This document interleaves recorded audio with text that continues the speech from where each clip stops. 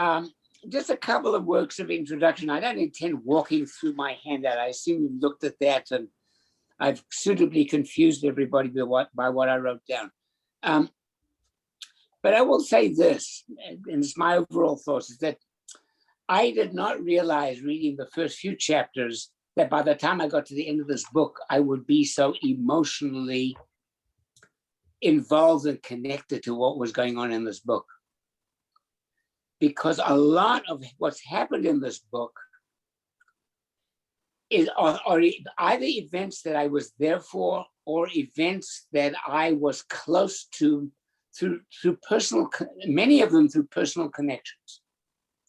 So when you talk about people in the 6-Day War, or you talk about people in the Yom Kippur War getting killed on the Suez Canal, or you talk about people who leave kibbutzim because the kibbutz has become narrow and they want to do something different with their lives. A la Arik Achmon ultimately saying, I got to do things outside of this kibbutz structure. I have friends like those people. They're not in the book.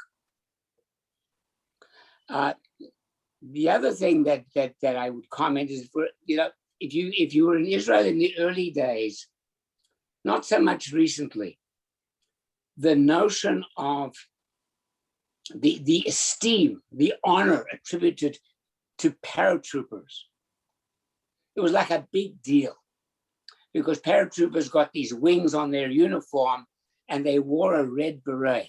The only people in Tzahal that wore a red beret were paratroopers. So if there was a paratrooper walking through town, or it was here through town, then you knew who the paratroopers were, and they were clearly the elite of Tzahal. So the fact that Yossi Klein Halevi elected to talk about a group of paratroopers is not surprising, because that was the elite. That was like the Navy SEALs or whatever. That was really the upper crust of Tzahal. Also, the fact that many of them were kibbutz members early on. The officers and the people of Tzahal, a lot of them came from kibbutzim. Not true anymore. The other comment I would make that I've made here is that that I looked at some of the reviews of this book, and the book is confusing to a lot of people because you've got 7 characters with Hebrew names, some of them kind of closely aligned Hebrew names. And he jumps between them constantly. Even in one particular, in any one paragraph, in any one chapter, he will jump among 3 or 4 of them. And if you're not a Hebrew speaker and you're not a Hebrew, you don't have a sense of the Hebrew language that's kind of in your bones, some of these names just sound like, they could be all Chinese names to me, where I would not distinguish them. And so I found that by the time I got to the end of the book, I had kind of figured out who the different characters were, but it was a long time coming.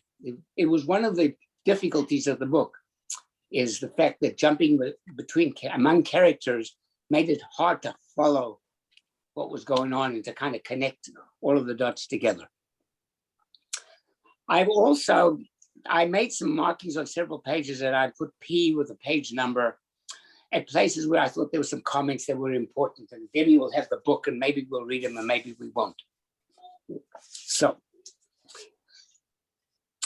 I did something similar to what Etta did, and I listed the 7 people and who they were. I used their initials because I just can't type all those Hebrew names that many times. It's too much for me. So YBN is Yoel bin Nun, YH is Israel Harel, HP is Hanan Porat, MA is Meir Arieli, AA is Arik Achmon, AG is Avital Geva, and UA is Uri Adiv. So it doesn't matter, we get confused among the names. So that's who they are. And then YR is Yitzhak Rabin in my listings. Wherever I have YR, that's Yitzhak Rabin, because he's a kind of a big character in the book because of his relationship with Yoel bin Nun. They're very important. One of all the relationships in the book, that's probably the most important one that there is this ongoing relationship, even though they disagree with each other vigorously about the direction of the country and so forth. But a lot of respect between them, between Yoel Ben Nun and Rabin, even though they disagreed with each other and were ultimately unable to persuade each other of each other's point of view and so forth.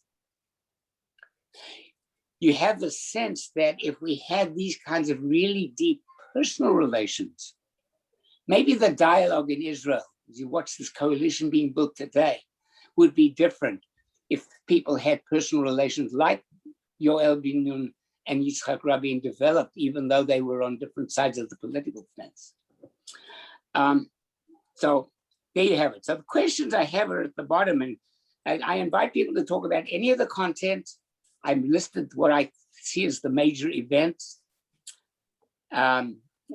including the assassination of Rabin, which is a big, big deal in terms of the history of the country and the progression of the book. And then the big questions. One of the comments that I saw in the questions were, and I invite you to comment about any of the events or the questions, there's a statement made about the hierarchy of Jewish commitment, is the commitments to the people, the land, and the Torah, which is the most important. And there seems to be a difference in opinion, but some people think that the Jewish people is our focal point, that the idea that we all committed to Jewish people is the most important thing we have in common. Others think that something about the land is mystical and magical, and others think the Torah is the focal point.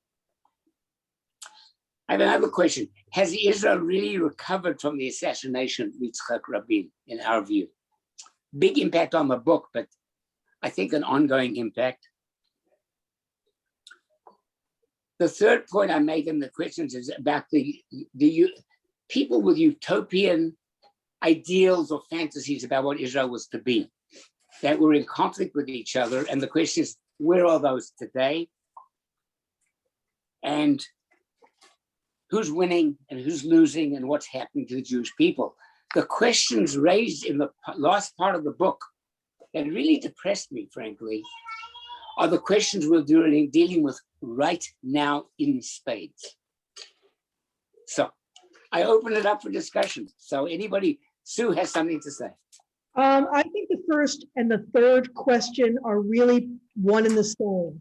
And I think that these are things that have shifted over time, over the whole life of when we became conscious of the concept of Palestine in the late 1800s, early 1900s with the first Chalutzim.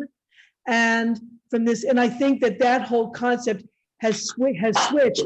I'd like to say that it has, that, even now it's still in shift.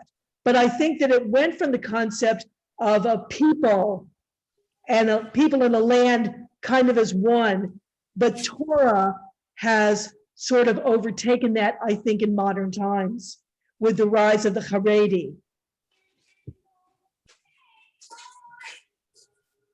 Okay, Edda, unmute and say. Sorry. I think there are two of them, and I think they're tied together, and they're both of them are very important to me. I agree with Sue, and actually, I agree with Sue, except that I don't think the Torah has taken over. It has taken over for the Haredim, but I don't think it's taken over for the population in any way, shape, or form. And I could be dead wrong. I want to tell a story, but I want to talk. The second question that bothered me was I lost it. The tension between the extremes. We studied this book with my year course cohort, which were people who were all in Israel with me in 1965, 66. And one of the guys, now we're all in our mid 70s, somewhere close to it. And one of the guys is now living in Israel half time. And the other half of his time, he's living in California because he was an investment banker. He ran into a girlfriend who was one of the scouts at camp the summer before we went to Israel, and they married. So he had a lot of stories to tell about his girlfriend's family. And the one that struck me the most was that her grandfather was one of the people who, like in, I think it's Amichai's book, who wrote Judas? Was that Amichai? Or Amos Oz. Amos Oz, okay. Like her grandfather, like one of the key characters in Amos Oz's book, Judas, thought there should never declare a state. Because if you declare a state, there will never be peace with the Palestinians. And that was so, when I read it in Judas, it so hit me in the face of, oh my God, there were people who were living there, he was part of the government, at least in Oz's book, who could say we should not declare a state. And of course, we went on and declared it.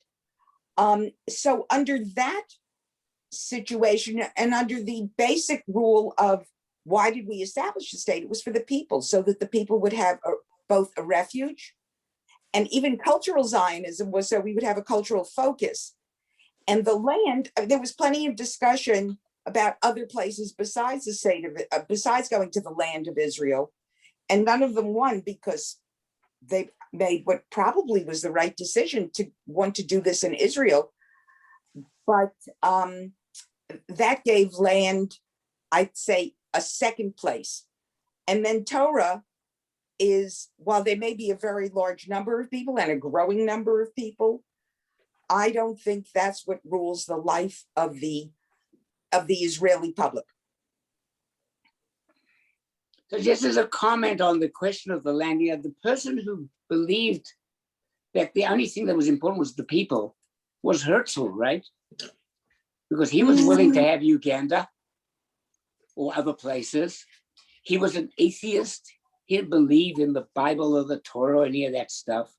And he was just solving a political problem for a people that needed a political entity called a state in order to survive physically and be able to thrive. And so with Herzl, it was easy. It was only the people. Most Jews rejected Herzl. Certainly the cultural Zionists and the religious Zionists back in the early Zionist congresses completely rejected. So for everybody, it's some kind of combination. The question is what takes precedence when, right? Okay, who else wants to say something? Luisa, unmute yourself. Not yet. Are you talking to me? Are you talking to me? No, No, Luisa. Luisa wanted to say something. Okay, here you go. I think Suzanne wanted to talk before me. Oh, okay. Either way.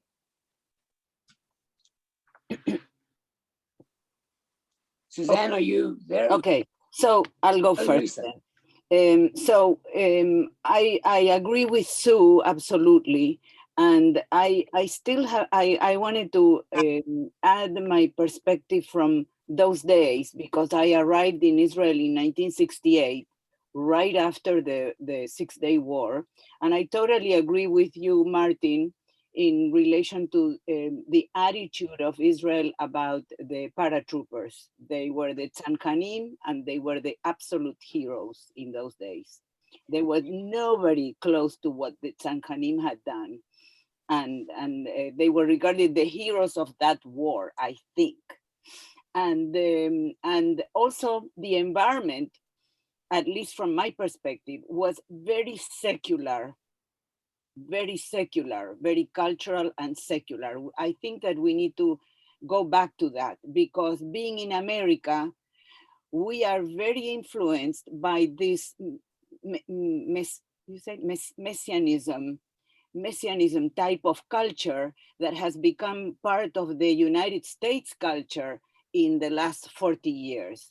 But in those days, so you see this, is it messianism? How do you pronounce it? Mm-hmm. Messianism. Okay, so my point is that in those days, first of all, they were not so American Olim, and so many American Olim, and American Olim were always a minority, and there were no I think that the whole development of the conquered areas where later the Haredim settled down, or not the Haredim, the very religious Jews, they came from America. They went from America to Israel. So I think that it was that American perspective that I always go back to, which is so religious in comparison with the perspective of Jews from the rest of the world and from Israel, which is much more secular Zionist. So to me, there was kind of an effervescence that developed later in terms of the Torah issue that you're asking about in your first question. Because to me, the emphasis was always the Jewish people, a place for the Jewish people. I think that was the line from Herzl to Ben Gurion to Golda Meir and everybody else. And in my experience, that was the perception of Jews in the diaspora. And in my perception, that was why there were so many volunteers during the 6-Day War, because the Jews from all over the world were so worried about the future of the Jewish people. At least I think that was the sentiment. So I think that the Torah is certainly in third place. And I really think that it was not even a reality in those days, right after that 6-Day War and before the Shtachim, as they used to call them, the territories became some kind of an entity that later became Samaria and all that. That was not the talk in those days, I don't think. So one comment and then Eric. So one of the interesting things about Yoel bin Nun is that he, of all of the religious people, least fell prey to this notion that the Torah is all emphasizes the people, which is why he forged a strong relations with Yitzhak Rabin, because he always said, you can disagree with other Jews, but you don't attack an Israel. You as a religious Jew cannot attack an Israeli soldier. You can't do those things. And so ultimately, as we know from the book, he had to leave Ofra and go back to Gush Etzion because he couldn't get on with the other religious people around him. I think mostly because he was not willing to adopt their perspective on what was important and still continue to believe that Am Yisrael as a whole was the important thing. Anyway, Eric. Well, and then Suzanne. Questions 1 and 3 are the same except for one key element. Question 1 could apply for the Jews around the world. Question 3 really deals strictly with Israel. And you would get very different answers from an American perspective versus an Israeli perspective. And just one thing about the paratroopers and the special role they play. Had the 55th Brigade been sent to Suez as originally planned and not to Jerusalem, he would not have written about the 55th Brigade. He wrote about the unit that liberated the Temple Mount and liberated Jerusalem, which happened to be the paratroopers, and maybe they were sent because the IDF wanted the best of the best in Jerusalem. That may be, but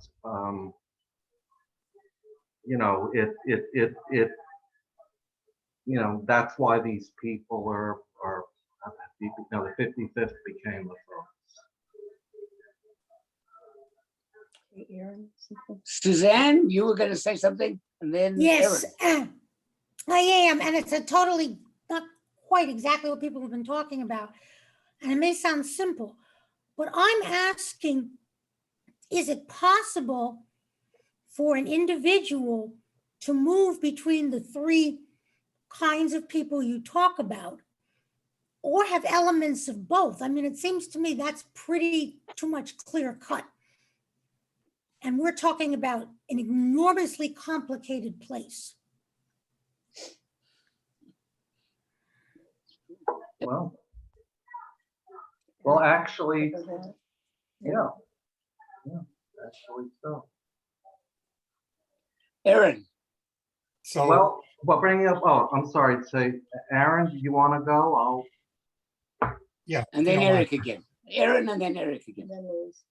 So one of the things I think people need to remember, Herzl came to Zionism, came to the idea of Zionism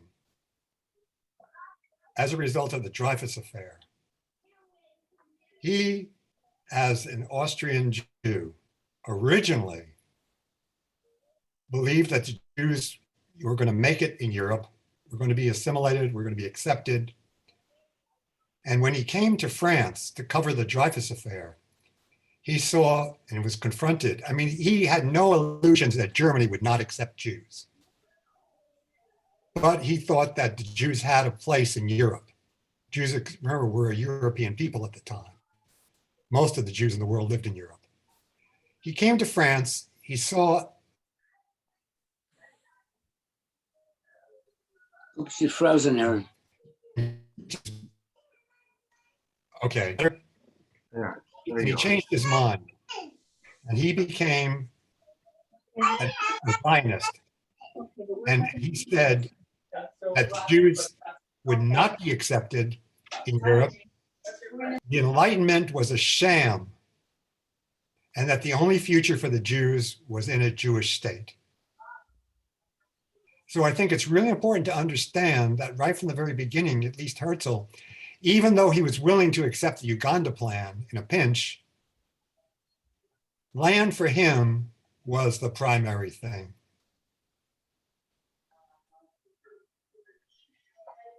Okay, Eric, you had something more, and then Etta. Yeah, about the categories that Suzanne was talking about. The book actually, it's surprisingly fluid in the book, and in that, you know, I think the character of Meir Ariel was kind of fascinating, because here was a kibbutznik who actually evolved towards a religious Judaism that struck me as being more of an American type of Judaism than anything you would see in Israel. And I couldn't help counterpointing that with when Yoel Ben-Nun was giving a talk at Ein Shemar, and he was talking about, you know, how do we, when the Ein Shemar people, what do you need from our side?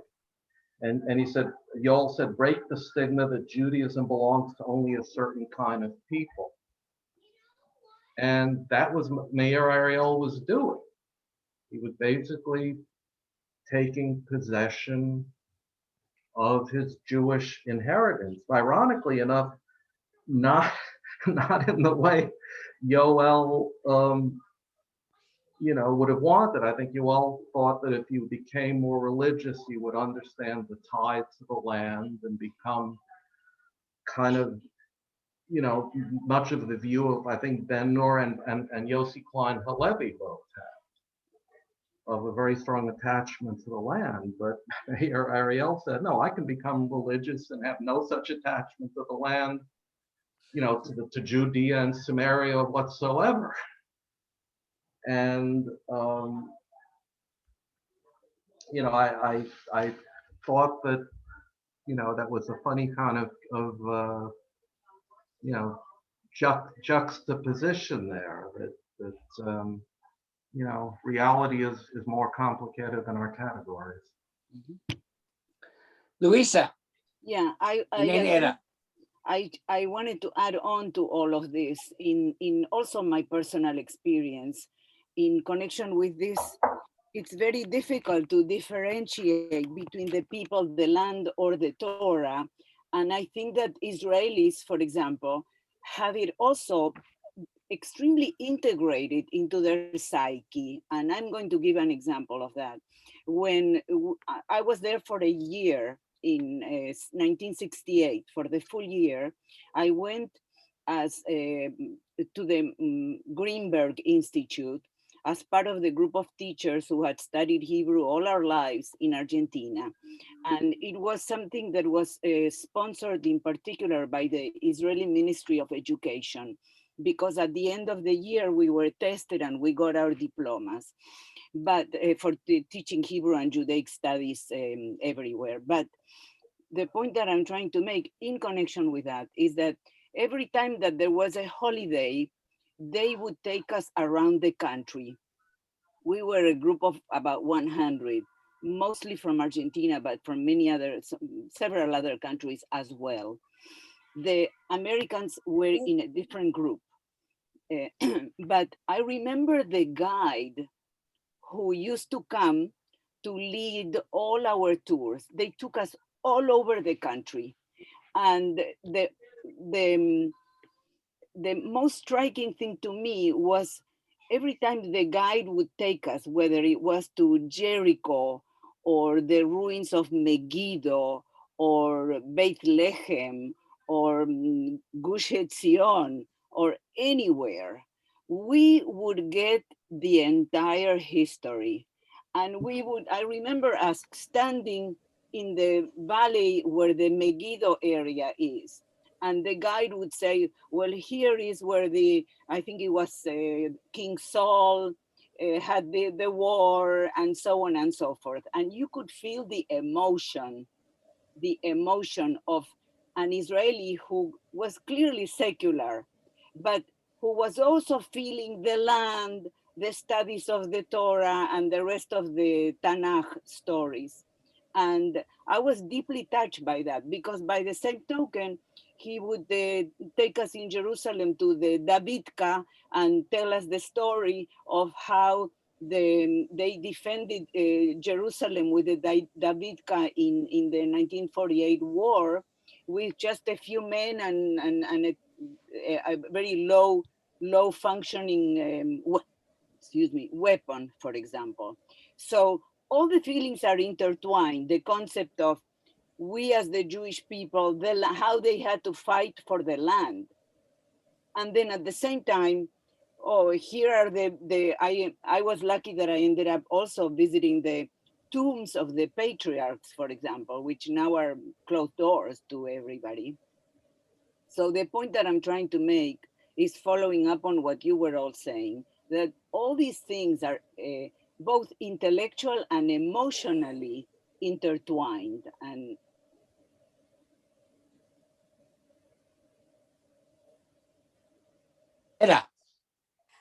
I'm going to vote for there not being so intertwined. Of course, they're intertwined because we're the Jewish people, but people who value the land above the peoplehood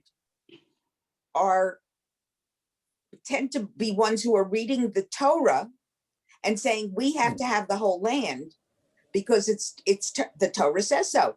That's the reason they want the Torah. The earlier fighting for the land was to have a place for the people.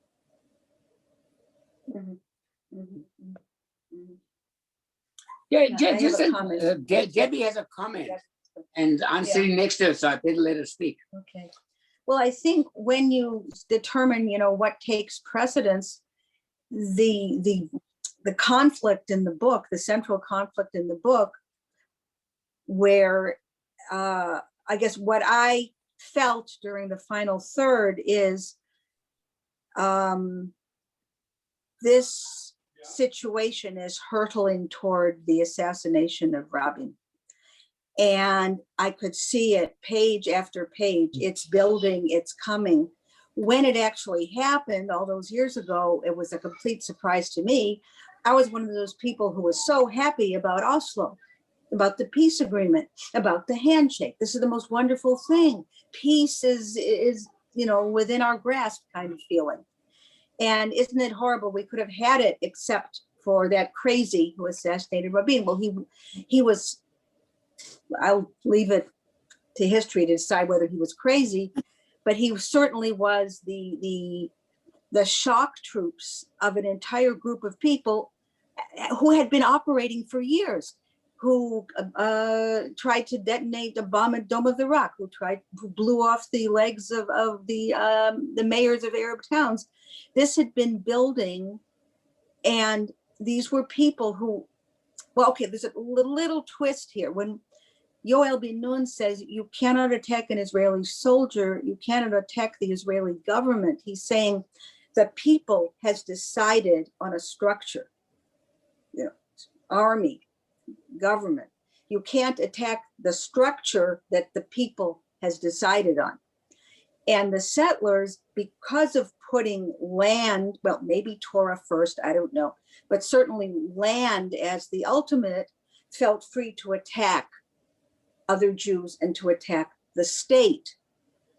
So I guess the whole tragedy, as I was reading it, was, you know, isn't there any way out of this? Isn't there a way of stopping this roller coaster headed downhill? And I couldn't see one, partly because the other thing about this book is it's the first book I ever read that helped me a little bit understand what I will call the other side, which is how the settler movement was born and the feelings and beliefs and drives that those people had, and how it unfortunately just became perverted.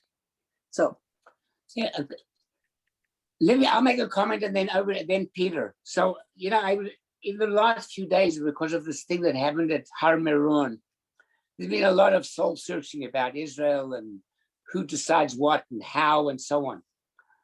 Learned a couple of things. The first thing that stunned the heck out of me is the group of people who emphasize Torah only, the ultra Haredim, right? Because they don't care about the state or haven't up to now.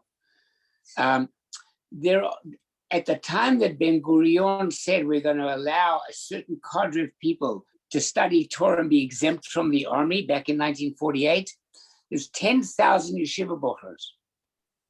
He said, we got to at least preserve some knowledge of our religious heritage, even though he himself was not a religious Jew. So he said 10,000 will get exemption from the army, so they'll continue that tradition.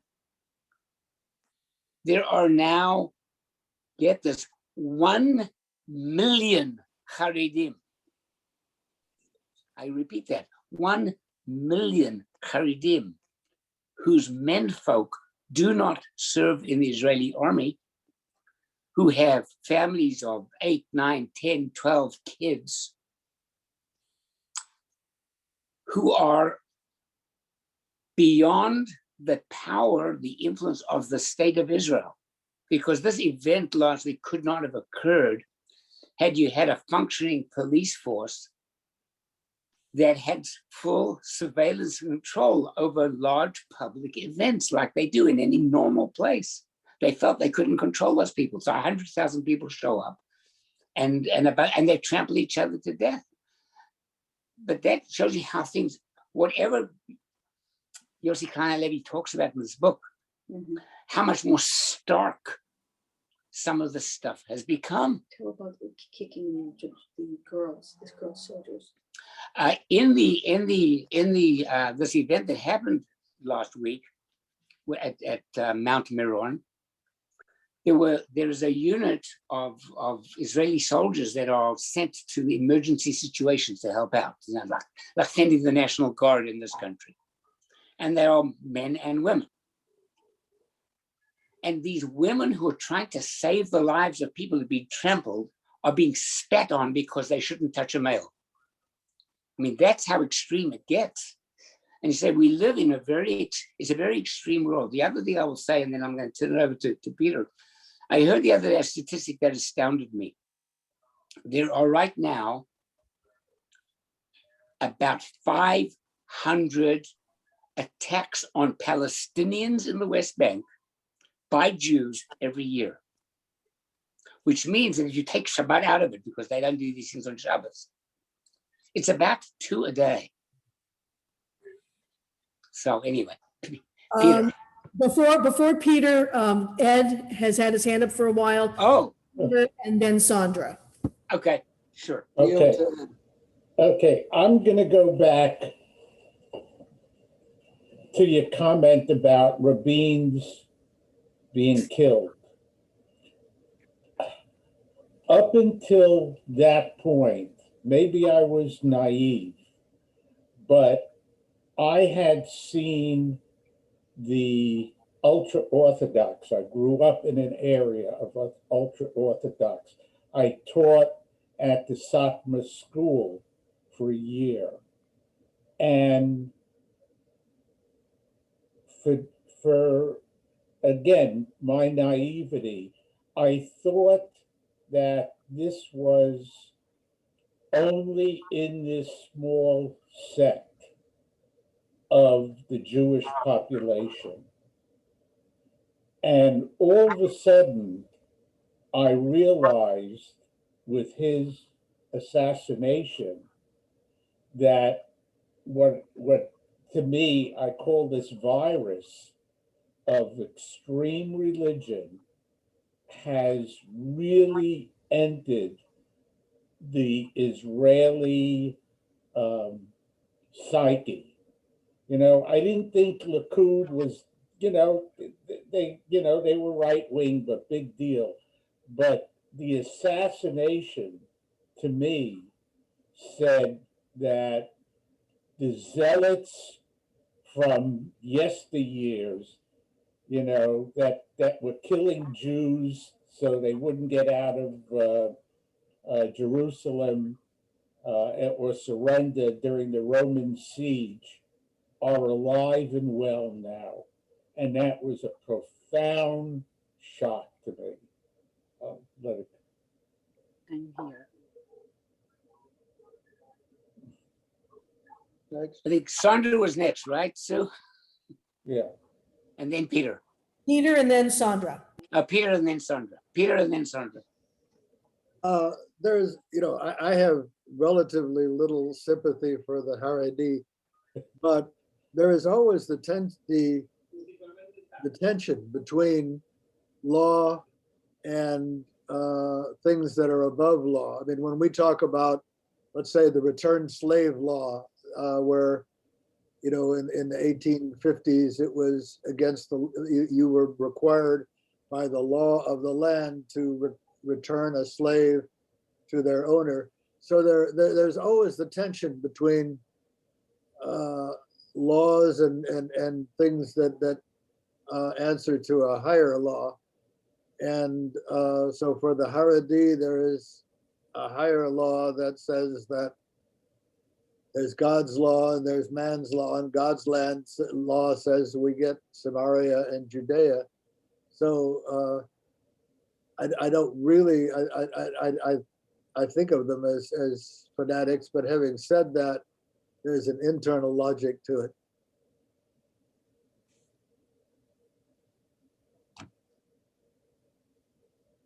Sandra, unmute yourself. Okay, I had like 3 points. One is, yeah, it has gotten, since he wrote this book, it's gotten even more difficult in Israel. The divide between the Haredim and even, other, like he said, there began to be, at the end of the book, he talked about how there were Orthodox Jews who, relatively modern Orthodox Jews, but settlers nonetheless, who, served in the army now.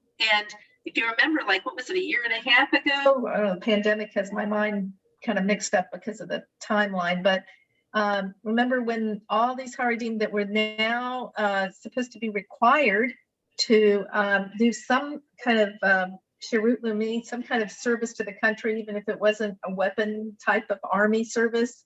Remember, they had these huge sit-ins in the middle of Jerusalem in the street. They had these water cannons to get them out of the street because they were demonstrating that they should still have a total yeshiva life. They shouldn't contribute any kind of effort into the country. I had a roommate who was modern, relatively, I would say, a woman who was relatively modern Orthodox, and all my cousins' kids, all the females did alternative service, whatever that was, right? So I think that we're still in a land that's becoming more and more. I agree with Ed. it's just become more and more incredible how so many people are divided there and just doing anything for the country. And that's one thing that really worries me. Another thing that when I lived in Israel in 1973, after the Yom Kippur war was over, 73, 74, I was part of this Jewish Arab Christian dialogue group, and we met in each other's places, and we tried really hard, even though it was a terrible time, to try to think about how could we possibly, live in a way that was decent and respectful. And that, didn't last too long after that. But even in Houston for about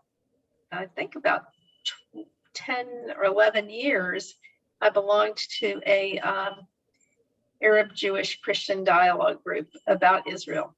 And it ended eventually. We tried and tried and tried to really, come up with what we thought would be respectful kinds of efforts, not only within the group, but also, in what everybody considered their homeland. The Christians in the group were few, but they had been in Israel too as Christians. And it was very hard. And it's especially hard when, we met in each other's homes. And I remember one really dramatic thing that really was an icon to me of what has happened. Very wonderful, nice, respectful, educated, kind people. They still have a key on their over their fireplace on the mantle of their home that they were ejected from in 1947, right?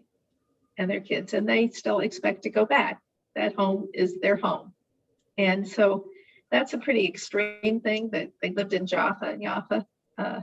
And a couple of other people, had been expelled during the 47 war and again from the territories. And I think that, it is about land, it is about home, it is about religion, and about people. And I think after things have gotten much more difficult. And the Israelis I know now don't respect, even if they're modern Orthodox or something else, they don't respect the Haredim. They think that they are taking advantage of everybody. They're resentful, and they don't know what to do about it. But they are trying to at least make them contribute more to with their efforts to society. And but it's hard to be an Israeli soldier. So the last thing I wanted to say was that and your question about, is it Torah land and people? I think that the Israelis who stick it out there, who are not Haredim, have a great sense of still of what it means to live in a hopefully a homeland for Jews. They still, all the people I know are, whether they've been there or their grandchildren are still there. There is a huge immigration problem of brain drain. But I think that, I was having a long conversation with some people. I was part of a Garin, and what it would have been like if I went on the Garin and they stayed here. And this was in 1982. And they've stayed, and, they're modern, conservative, Jews.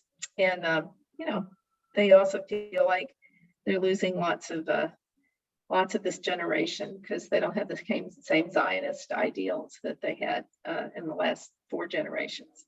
So that's mine. Okay. Eric. Well, just one thing, and then I just want to I think, we're in some ways we're losing focus. The Haredim were not the religious Zionist extremists who assassinated Rabin. These are very different people who don't acknowledge the state at all.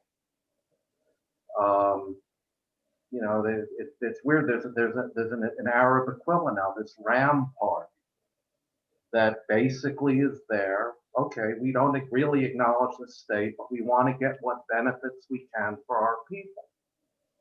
But and aside from that, I know, Martin, when you started this, you were spoke very passionately about how personal a lot of this it was to you.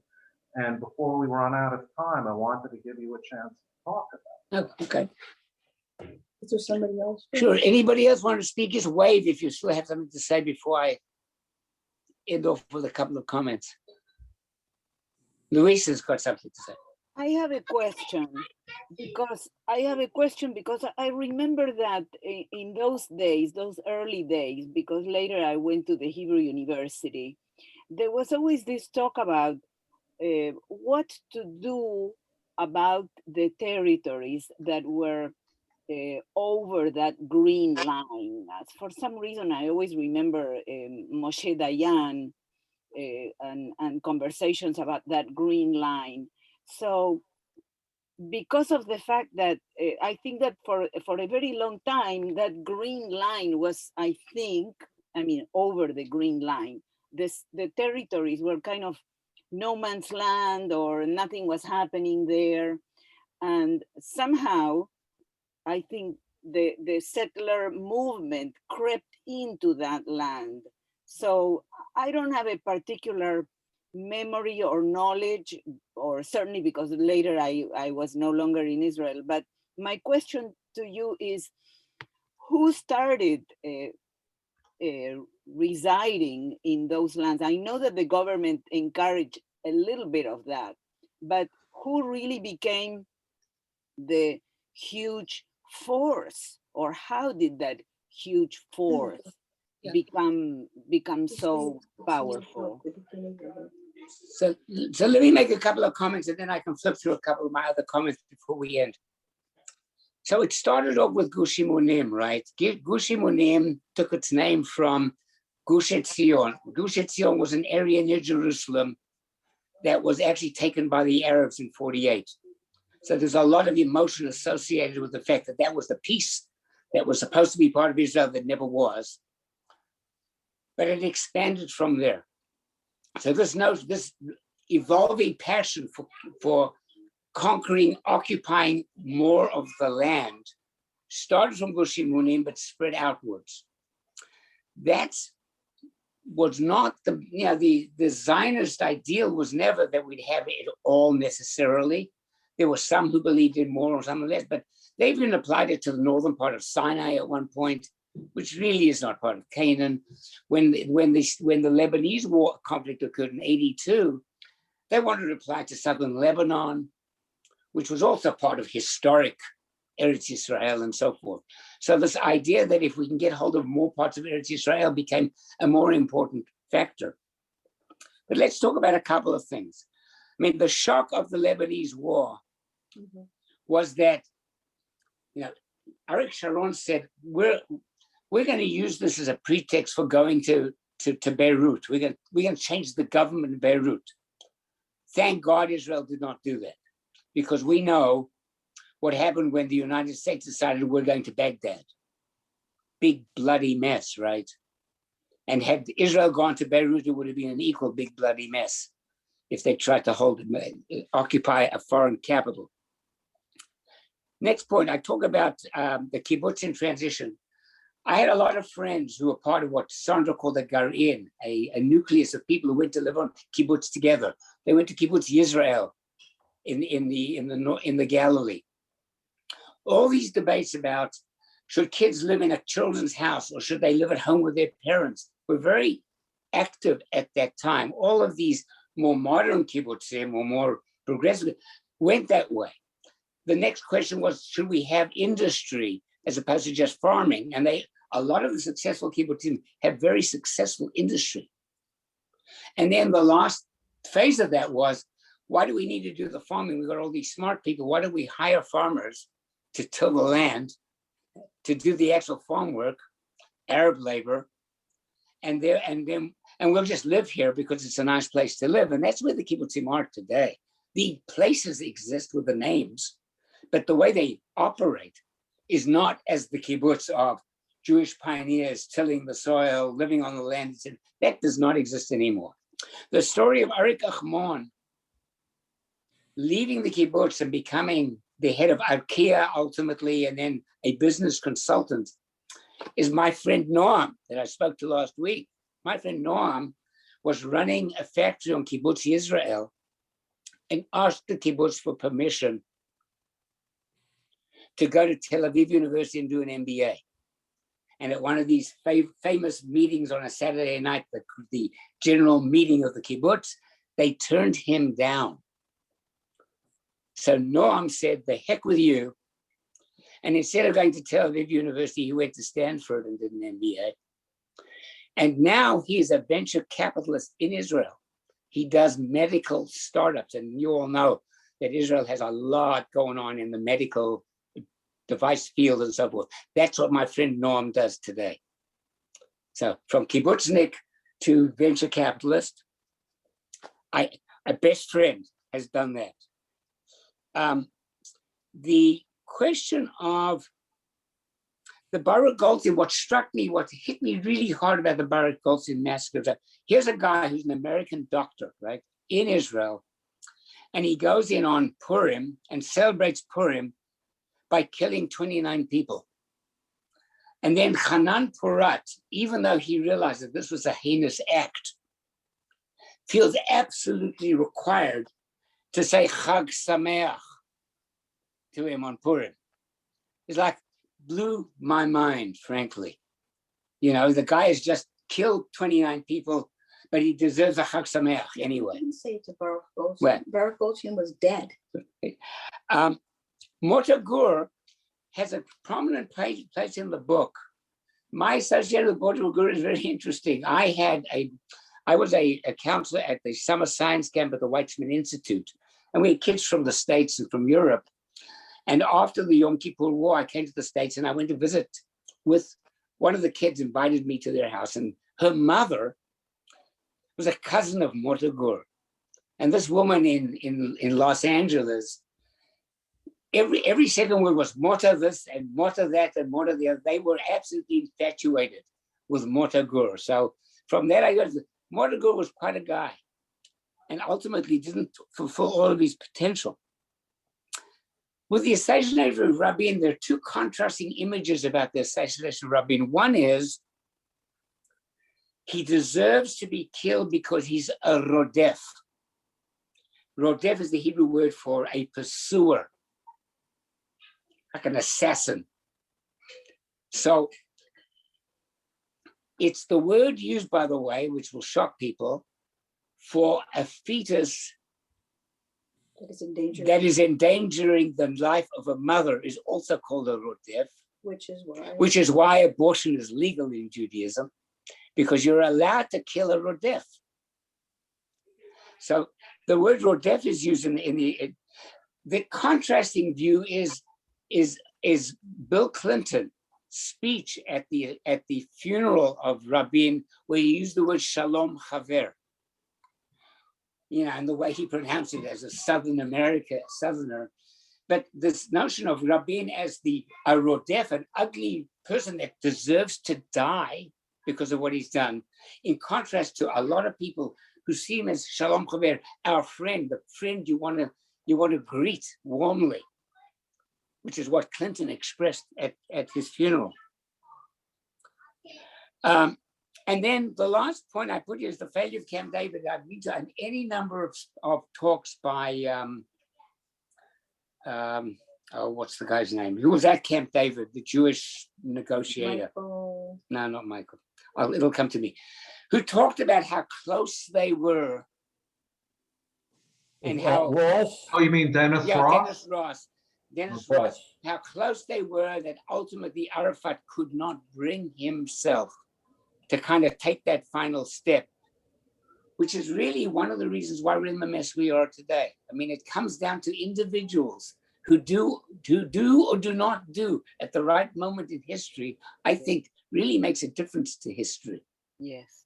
So I think we haven't recovered from Yitzhak Rabin's assassination, and we haven't recovered from and we haven't recovered from the goodwill of some of these people that could potentially have pulled it off, because the people at King David didn't have the stature.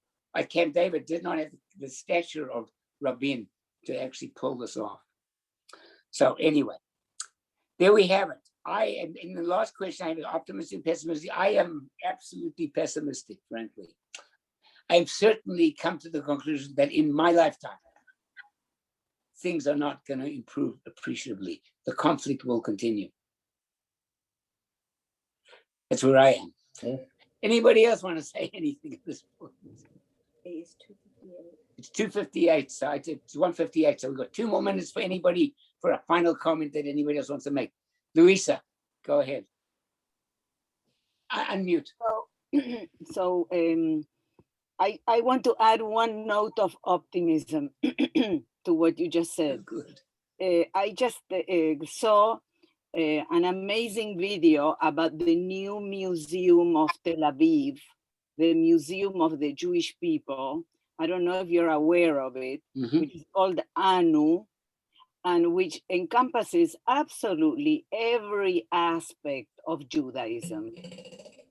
So to me, that is positive in that there is a recognition at a certain level of the Israeli society that we are everything, every manifestation of being Jewish or Judaism, you name it, it's in that museum. So it's the Jewish civilization to me that is in that museum. When we can go, we'll go. Yeah, so I will endorse that, and we can end with this, that the new museum, it has replaced a museum that was called the Museum of the Diaspora.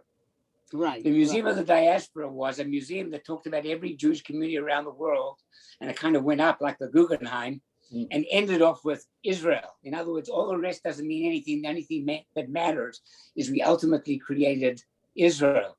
And this is recognition that the Jewish people is and will be and has been everywhere. And we need to honor all of Jewish history and Jews wherever they have been and are.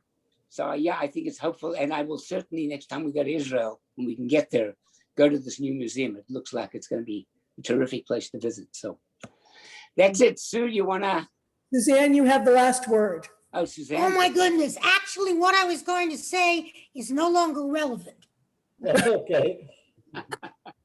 Sue, anything else before we close In off? the long term, what we're going to say is also no longer relative.